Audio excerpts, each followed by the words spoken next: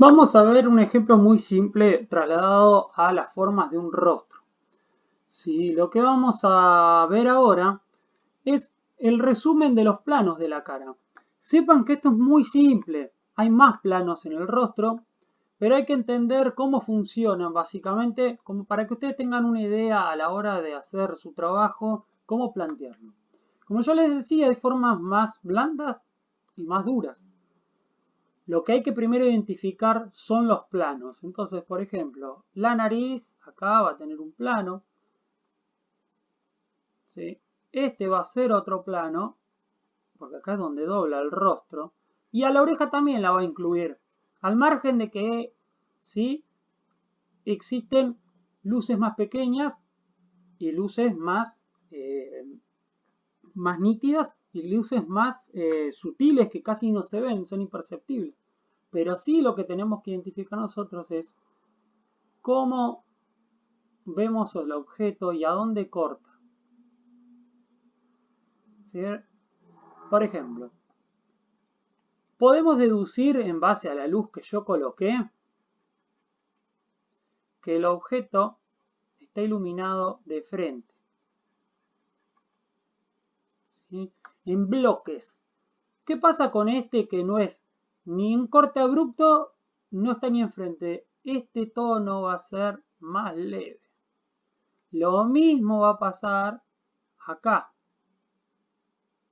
¿Sí? Hay que entender qué forma estoy trabajando. Por ejemplo, los pómulos hacia el costado de la cara es un pasaje más sutil. ¿Sí? ¿Por qué? Porque estamos trabajando en una forma curva. Si nosotros viéramos que acá está muy marcado, vamos a encontrar una sombra mucho más dura que no se deshace ni se une con las demás. Si yo tengo una esfera, por ejemplo, acá en los ojos, de este lado que no va a recibir luz, va a ser un poco más claro, y de este lado, que es la parte de abajo, va a ser seguramente un poco más oscura.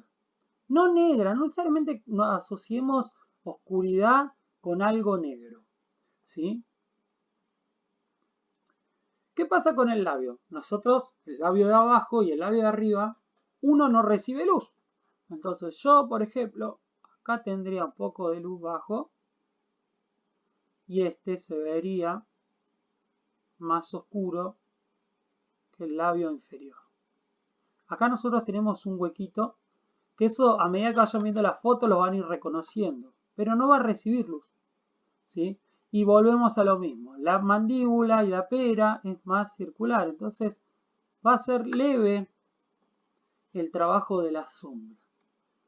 Usted tiene la ventaja que en la fotografía ya va a estar trabajado eso, pero es importante identificar cómo estamos trabajando nosotros, ¿sí? Nuestras figuras, nuestras formas y cómo vemos la luz. Porque si nosotros no entendemos la forma, por más que la inventemos, nunca vamos a poder aplicar la luz y la sombra correctamente. ¿Sí? Esto es de una forma esquemática. Vamos a pasar al lado. ¿Qué pasaría si yo ilumino desde abajo? ¿Sí? Entonces, por ejemplo, si estuviera completamente abajo o en diagonal, ¿sí? Quizá tendríamos,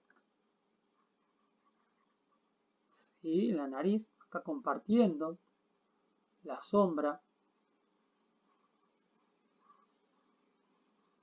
Y esta sombra, al ser esférica, seguramente, esta parte de la cabeza ser esférica, seguramente va a tener una especie de gradiente.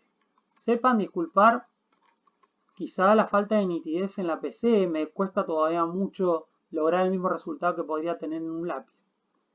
¿Sí? Acá este plano también lo mismo, tendría un plano más oscuro.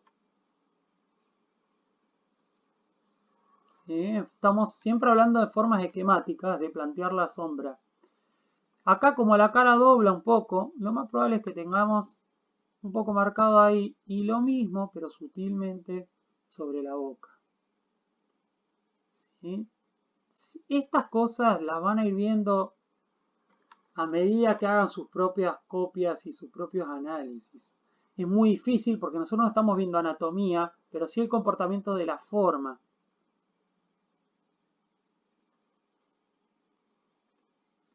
¿Sí? Sepan, ¿ven?